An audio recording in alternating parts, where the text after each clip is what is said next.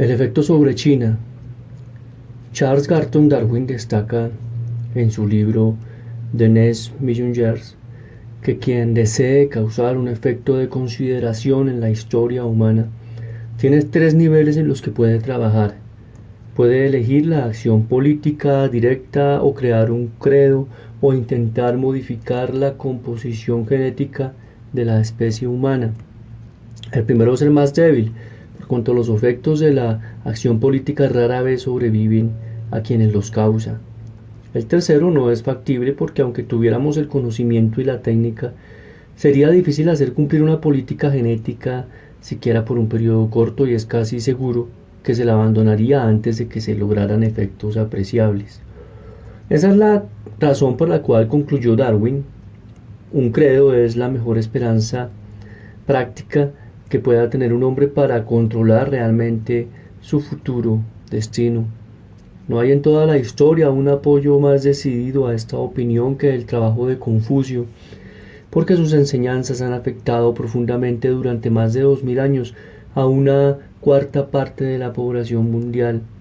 Su difusión es como un cuento de éxito, porque el increíble resultado de la carrera de Confucio, de mediocre aspecto exterior, fue la institución de una clase de eruditos que se convertirían en la élite gobernante de China, y el surgimiento del propio Confucio como uno de los personajes más importantes de la historia de China. En el año 130 a.C., los textos de Confucio se convirtieron en la disciplina básica de la preparación de funcionarios, práctica que continuó, aunque ininterrumpida por la fragmentación política entre los años 200 y 600 a.C., hasta el colapso del imperio en 1905.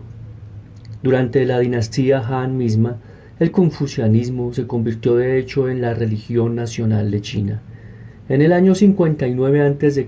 se ordenó la celebración de sacrificios en honor a Confucio en todas las escuelas urbanas, y en los siglos 7 y 8 se erigieron templos en todas las prefecturas del imperio como santuarios dedicados a Confucio y a sus discípulos principales. Los famosos exámenes a los funcionarios públicos chinos, que democratizaron la función pública siglos antes de que el resto del mundo soñara con hacerlo, estaban impregnados del espíritu confuciano. La dinastía Sung, de fines del siglo X a fines del siglo XIII, perfeccionó el sistema que se mantuvo vigente hasta los primeros años del presente siglo. Darwin añadió a su visión general del poder del credo que la civilización china, que el credo de Confucio ayudó tanto a configurar, debe aceptarse como el modelo tipo de más alto grado jamás alcanzado por ninguna otra civilización del mundo. Nosotros no iremos tan lejos. Como no hay una medida para ordenar las civilizaciones de forma cualitativa, nos conformaremos con los números que nos aportan datos objetivos. A diferencia de Europa e inclusive de la India, China se mantuvo unida, forjando una estructura política que en su punto culminante abarca un tercio de la raza humana. El imperio chino, con sucesivas dinastías, duró más de 2000 años, un periodo de tiempo que tornó a efímeros los de Alejandro, César y Napoleón. Si multiplicamos el número de años que duró por el número de gente que abarcó en un año dado, el imperio chino surge como la institución social más impresionante que haya creado los seres humanos. No es fácil decir cuánto contribuyó Confucio a esta institución, porque con el tiempo los valores confucianos se fundieron con los valores generales del pueblo chino hasta el punto en que es difícil distinguirlos. Por tanto, lo que haremos será destacar algunas de las características del carácter chino que Confucio y sus discípulos reforzaron, si no es que las crearon. Las que mencionaremos cubren casi todo el este de Asia, dado que Japón, Corea y gran parte del sudeste asiático importaron de forma deliberada la ética de Confucio. Podemos comenzar con el decidido énfasis social del este de Asia que funcionó y Confucio ayudó a establecer. Habitualmente todos los sinólogos han destacado este énfasis, pero dos opiniones nos bastarán aquí. Toda la filosofía china es eminentemente una filosofía social, observó Etienne Ballast y Wixit Chan coinciden cuando dicen que la filosofía china ha estado primordialmente interesada en los problemas éticos, sociales y políticos. Para tener una visión inmediata de cómo se traduce en la práctica este énfasis en lo social, podemos señalar que aunque el territorio de China es tan extenso como el de los Estados Unidos, tiene un solo uso horario. Al parecer, los chinos creen que es más importante mantenerse sincronizados ellos mismos dentro de su propio sentido del tiempo que adaptar los relojes a una naturaleza impersonal. Este ejemplo es pequeño, por cierto, pero los pequeños indicios pueden ser reflejo de actitudes profundas y en todo caso hay evidencias de mayor peso. El énfasis de Confucio en las cuestiones sociales produjo en los chinos una notoria efectividad social, una capacidad para hacer las cosas a gran escala cuando es necesario. Los historiadores han especulado con que el énfasis social que analizamos puede haber comenzado en China debido a la temprana necesidad de hacer, por una parte, obras de irrigación masiva y por otra, titánicos diques para contener sus ríos indómitos. Y no debemos omitir el hecho de que la efectividad social, como la llamamos aquí, puede haber estado mal aplicada, dado que ha habido en China mucho despotismo, pero para bien o para mal, la efectividad parece ser un hecho. En la tercera parte del corriente siglo, China, enfrentada a su problema demográfico, redujo su tasa de natalidad a la mitad en una sola década y en los 30 años transcurridos entre 1949 y 1979 erradicó, al parecer para siempre, el hambre, las inundaciones y las enfermedades epidémicas de una cuarta parte de la población mundial, como señaló Scientific America en su número de septiembre de 1980. Este es un gran evento histórico.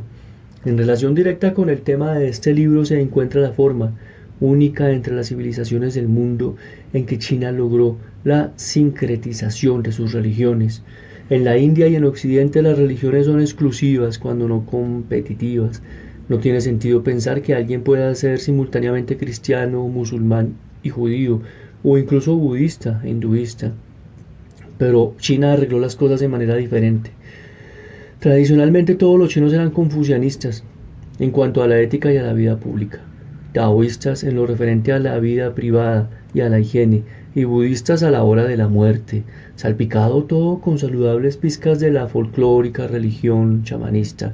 En otras palabras, los chinos llevan sombreros confucianos, mantos taoístas y sandalias budistas. En Japón se añadió el sintoísmo a esta mezcla. La importancia de la familia en China, 3 de las 5 relaciones constantes se refieren a ella, apenas requiere comentario. Algunos sinólogos aducen que cuando se incluyen la veneración a los antepasados y la piedad filial, la familia surge como la verdadera religión del pueblo chino. En China se utiliza primero el apellido y luego los nombres de pila. La gran familia china sobrevivió hasta bien entrado el siglo XX, como lo atestigua el siguiente informe. Una sola familia puede abarcar 8 generaciones, incluidos hermanos, tíos, tíos abuelos, hijos, sobrinos y sobrinos segundos, hasta 30 padres con sus descendientes, cada uno con sus ascendientes y descendientes, incluidos abuelos y nietos. Pueden vivir en un solo hogar, donde se aloja así una sola familia. Igual de complejo es el vocabulario chino para las relaciones familiares. Es torpe tener una sola palabra para hermano. Debe haber 2 palabras para distinguir si quien habla es menor o mayor. Lo mismo sucede con la hermana y con la tía, tío o abuelos, para los que hacen falta diferentes palabras que señalen si son por parte de madre o de padre. En total, hay 115 palabras distintas para definir otras tantas relaciones en la gran familia china. Los vínculos familiares fuertes pueden ser asfixiantes, pero también pueden ser beneficiosos, y para los asiáticos de este funcionan hasta el día de hoy. Uno piensa en los bajos índices de crimen que tienen. El de robo en Japón es el 1% del Estados Unidos, y en la cantidad impresionante de inmigrantes a otras tierras, pero con bajas tasas de delincuencia y altas cotas de logros y de progreso social. Los familiares contribuyen en general a que continúen educándose, aun en los casos de parientes lejanos. La elevación de la persona mayor, incluida en 3 de las 5 relaciones constantes de Confucio ayudó a aumentar en él de Asia el respeto por la edad hasta alcanzar una actitud rayana en la veneración. En Occidente, cuando alguien confiesa tener más de 50 años, el comentario suele ser: pues no parece que tengas más de 40. Según la cortesía china, es probable que el comentario fuese algo como: parece que tengas 60. A una persona mayor que visitaba a Japón a mediados de la década de los 80, un amigo japonés le preguntó cuán sabio era. La confusión que causó la pregunta hizo que el japonés se diera cuenta de que había cometido un error. Disculpándose por no dominar bien el idioma del visitante, el japonés le explicó que había querido preguntarle a su amigo la edad. El contraste es patente cuando comparamos esto con la actitud occidental en cuanto se refiere a la edad. A los 40 ya has pasado la cima y de allí para abajo se coge más velocidad. Haciendo frente al inevitable deterioro físico, China creó estructuras sociales que alentaban el espíritu. Cada año que pasaba, el anciano podía contar con que recibiría mayor solicitud por parte de familiares y amigos, y como ya hemos señalado, mayor atención y respeto cuando hablara. La doctrina del justo medio de Confucio sigue siendo hoy la preferida por los chinos para las negociaciones, las mediaciones, los intermediarios, en oposición a los estatutos rígidos e impersonales. Hasta hace poco los recursos jurídicos se consideraban una suerte de desgracia, una confesión de fracaso humano, en razón de la torpeza para arreglar las cosas mediante los compromisos que típicamente envuelven a familiares y a socios. No se dispone de cifras al respecto para China, pero a mediados de los años 80 en Japón y en proporción con su población había un abogado por cada 24 en los Estados Unidos. La cuestión de la negociación está vinculada al peculiar fenómeno oriental de prestigio, porque en el contexto de ganar o perder en un veredicto legal, el que lo pierde también pierde prestigio. Esto es grave porque si ha de vivir en términos de intimidad con sus asociados, el destrozarlos psicológicamente no puede redundar en un bien duradero. Y además está el la convicción que tenía Confucio de que el aprendizaje y las artes no son un mero verniz, sino poderes que transforman las sociedades y el corazón humano. China honró esa convicción, puso al burócrata erudito a la cabeza de su escala social y a los soldados en la parte más baja. Uno se pregunta si en algún lugar, con excepción del Tíbet, y durante los primeros años del islamismo, ha habido un intento similar de poner en práctica el ideal del rey filósofo de Platón. Fue solo un intento, pero aquí y allí y de vez en cuando fructificó. China ha tenido épocas doradas en las que las artes florecieron como en ninguna otra parte en esos tiempos y en que se hicieron profundos estudios. La caligrafía, la pintura paisajista, Sun y la danza de la vida de Tai Chi Chuan son ejemplos que vienen rápidamente a la memoria. Se inventó el papel, se descubrió el tipo móvil 4 siglos antes de Gutenberg. En el siglo XV, una enciclopedia producida gracias a la investigación realizada por 2000 eruditos alcanzó un total de 11.095 volúmenes. Hubo grandes poesías, magníficas pinturas sobre rollos de pergamino y cerámicas que, debido a la finura de su material y su decoración y debido a la elegancia de sus formas, puede ser considerada la mejor cerámica de todos los países y de todos los tiempos. Al mezclarse con el arte de vivir propio del confucianismo, estos objetos del Wen produjeron una cultura con sabor propio. Este conjunto de sutileza, brillantez y buen gusto contenido dotaron a China de un poder de asimilación que no tuvo rival cuando estuvo en su apogeo. Por tener las fronteras más abiertas de todas las grandes civilizaciones, China fue objeto de una invasión tras otra de jinetes bárbaros que estaban siempre listos para atacar a los prosaicos agricultores. A sus puertas llegaban los tártaros, cuya única incursión a gran escala infligió una herida mortal al Imperio Romano, pero los chinos absorbían todo aquello que no podía repeler. Cada oleada de invasores tendía a perder su identidad a través de esta asimilación voluntaria y admiraban lo que veían.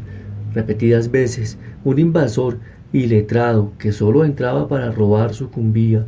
A los pocos años su primer deseo era copiar una poesía china que su maestro, y a la vez su esclavo conquistado, pudiera considerar no del todo indigna de un caballero, y su más grande aspiración era que lo tomaran por un chino.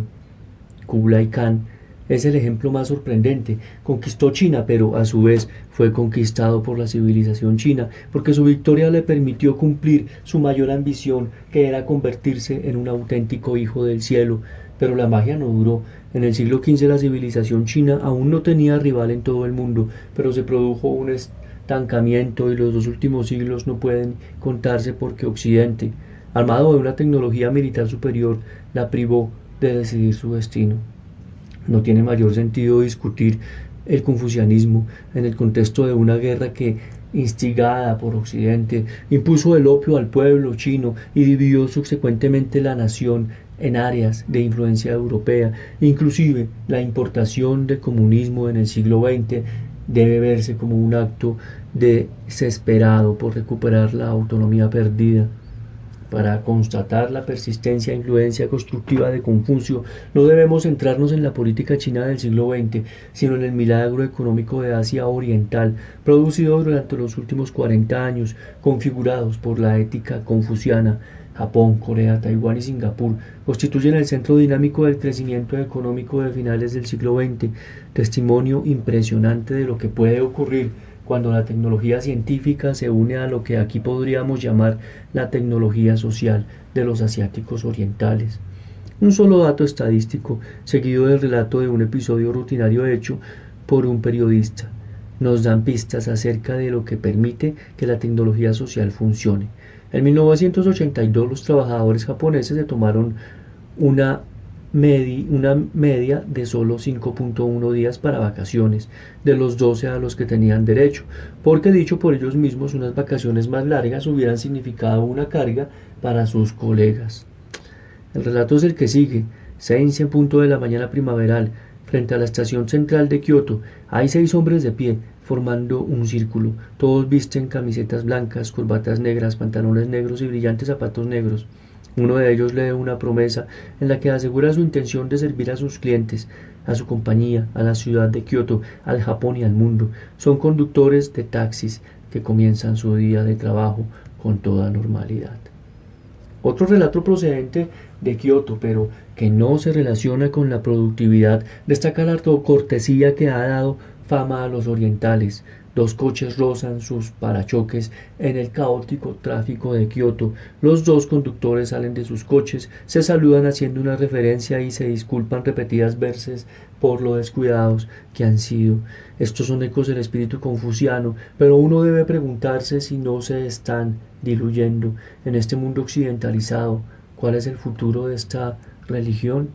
Nadie conoce la respuesta. Es posible que estemos viendo una religión que agoniza. De ser así, sería apropiado cerrar este capítulo con las palabras que Confucio se dirigió a sí mismo cuando en su lecho de muerte sus ojos se posaron por última vez en la majestuosa suma del Taichan, la montaña sagrada de China. La montaña sagrada se derrumba, el rayo de luz se quiebra, el hombre sabio se apaga. Pero los profetas saben cómo sobrevivir a los políticos. Gandhi ha sobrevivido a Nehru y según parece Confucio sobrevivirá a Mao Zedong.